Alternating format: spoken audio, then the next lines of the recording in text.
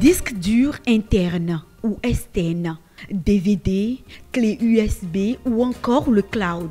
Chacune de ces différentes techniques donne la possibilité de sauvegarder ces données informatiques.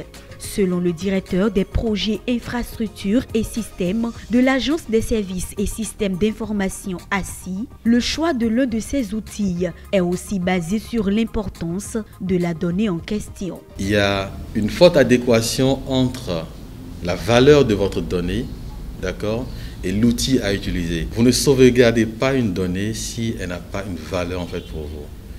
Cette notion de valeur est la première en fait donnée importante parce que derrière, elle va permettre déjà dans un premier temps de catégoriser, de qualifier cette donnée-là et de prendre la décision ensuite de la sauvegarder.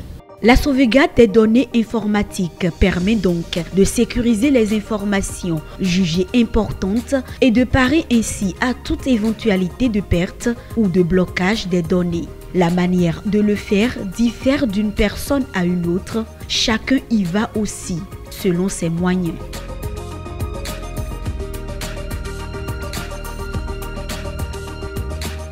Depuis 2016, au Bénin, une nouvelle dynamique est impulsée par le gouvernement pour la sauvegarde des données nationales. Notamment un data center qui est en train d'être construit, qui est pratiquement terminé, et derrière une consolidation également des infrastructures existantes, notamment le data center du ministère des Finances qui aujourd'hui est en train d'être rénové complètement. Donc il va également, en plus du data center national, être un data center qui va fournir en fait du service au niveau en fait justement de l'administration.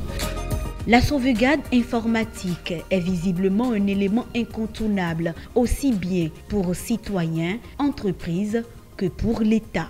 Voilà pourquoi la journée du 31 mars a été initiée par la communauté internationale pour rappeler à tous les utilisateurs de l'outil informatique qu'un incident est vite arrivé. La sauvegarde des données devrait être un réflexe quotidien.